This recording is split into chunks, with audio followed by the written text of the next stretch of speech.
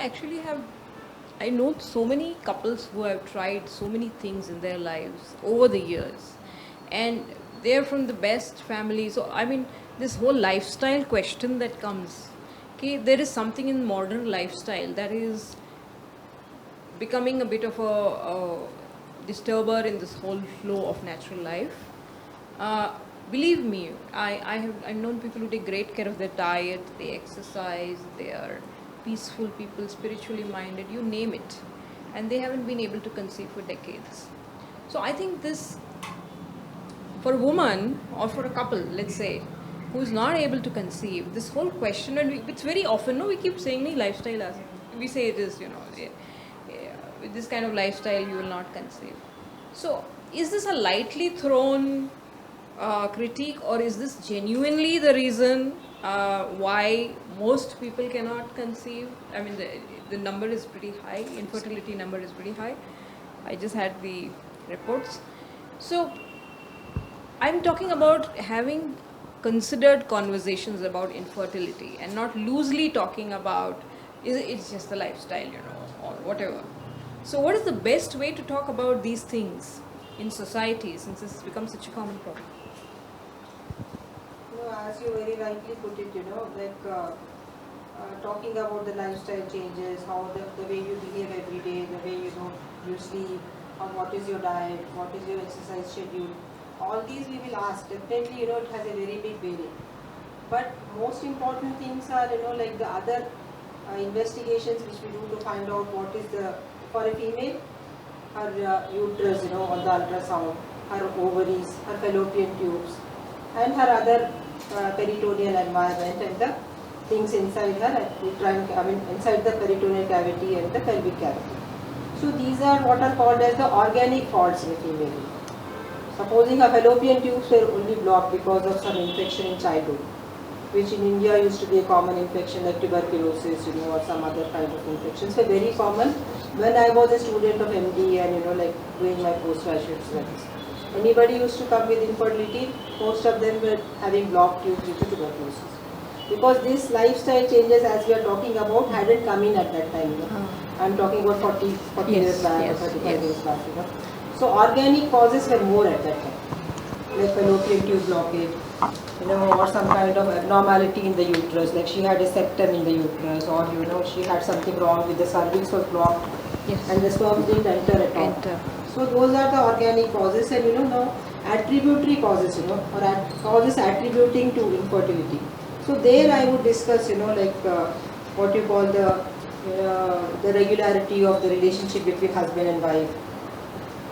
Yes. That is also very important. The first question we ask is that only. So nobody shies away from that question. Even the patient doesn't shy away. She says, yes, it is like this or it is like that. So that has an important bearing, like at the time of ovulation, or sometimes long distance marriages. Husband is somewhere away and the wife is staying. So that kind we have lots in Hyderabad. Yeah. So that also has a bearing. So like what I would say is, as you said, loosely putting everything around the thing that because you are not doing yoga, because you are not doing meditation, because you are not eating all these organic foods. Yes. It has affected the ovum quality, the sperm quality. Definitely it has affected. But organic causes are also in the husband, in the wife, which I think we will be elucidating later, like what are the causes. So, but as you said, that some people look very quiet on this thing, they are leading a good lifestyle, but still they are infertile. Yes. That is a possibility. That is a possibility. I'll add a point here if you can give me this thing. Well, now the question you asked was lifestyle, does it really play a role? So back times when she was, in her younger age of practicing IVF, and now 40 years when I am practicing IVF, I do feel that lifestyle has come into, plays a major role, because now I think the concept of living, a healthy lifestyle somewhere has changed. Initially, there was not so much of, addictions that men and women were, into. See, the most important being alcohol or, smoking. Yes. Down around, say, 20, 30 years back, we never had it was not a social event where women used to go and, sit in the pubs or, or have, kind of a drink every evening or every alternate evening. That lifestyle has definitely come in, and we should really accept that fact. Even about, addictions like smoking, all these things also impact your fertility. And that's actually, with this kind of, lifestyle that the women and men are living now Yes. in the modern times, it definitely, if you go around the IT area, Yes, that- if you see the number of, now just, The the pubs largest and- pub has opened up in Hyderabad, it's shortly opening up. Yes. So where you'll all find all these young people going in there, and those are the people who are in the fertility age group, and then definitely I would suggest, probably 40 years back, yes, this issue wasn't an issue which would, really be a state of concern, but now definitely it is a concern state wherein, the female especially and the male, both of them with these kind of addictions definitely would have, hamper their fertility. So an early education on infertility and fertility is a good idea then, right? Yes. I mean, Yes, I think it should be started in some schools as per the government syllabus.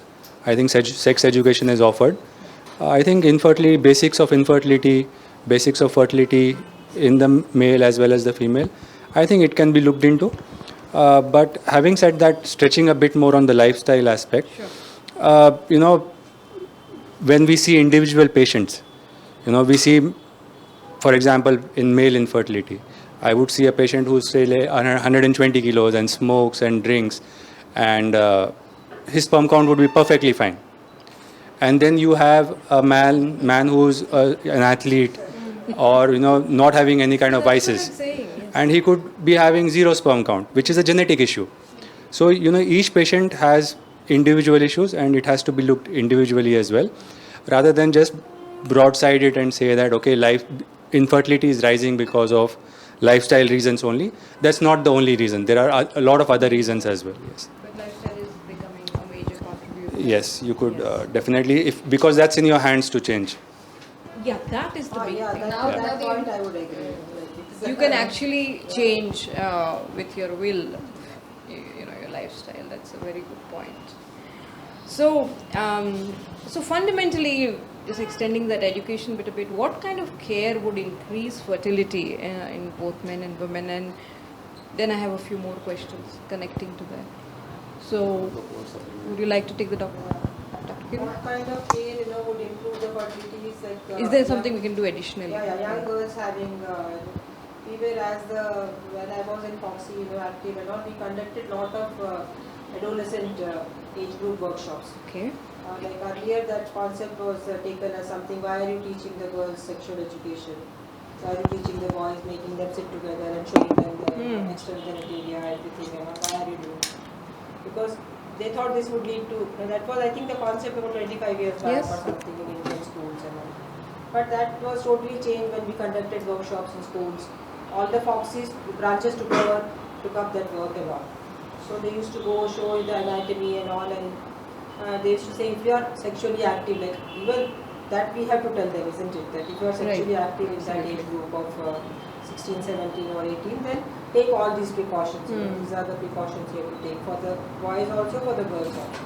And don't shy away if you had any complaint like while discharge or during that moment, or you had anything in the male, in the boys also and girls, please go to the doctor, and nobody is going to judge you. Nobody is going to pass a comment on you or not. If you are not comfortable with your parents, come down to a gynecologist and we will help. So that kind of education in girls will go a long way. Absolutely. Like reproductive health would be improved. So if she doesn't get any chlamydial infection, chlamydia is an organism which is past sexually transmitted disease, and other kinds of course, those venereal diseases have come down, like gonorrhea, syphilis, all that we used to have come down in incidence with the modern times. But still, chlamydia is a very big, like a culprit which causes silent closure of the tubes and all. Yes. The girl won't know also. She'll just have some pelvic pain. She will think it's my menses or something. And finally, when she gets married and all, it will be closed. So sexual hygiene, even if you're not sexually active, maintaining a good menstrual hygiene. Yes. So those workshops also we did menstrual hygiene, and some girls were not able to afford the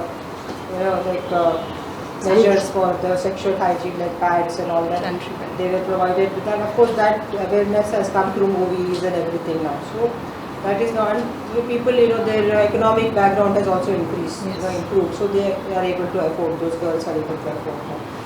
So if supposing you take care of your sexual health, your menstrual hygiene, and you be little careful about what you do before marriage and all, and at the time of marriage, I think that is going to go a long way in preventing infertility, of course. And when you will come to the other topics, we'll discuss in detail when PCOD and all Yes. those things, like don't become fat, Yeah. don't be too thin like anorexic, eat your proper food, homemade food, like exercise. So all these things are going to go a long way in making her, like by the time she reaches even 25, 30 also, I think her fertility status will be better.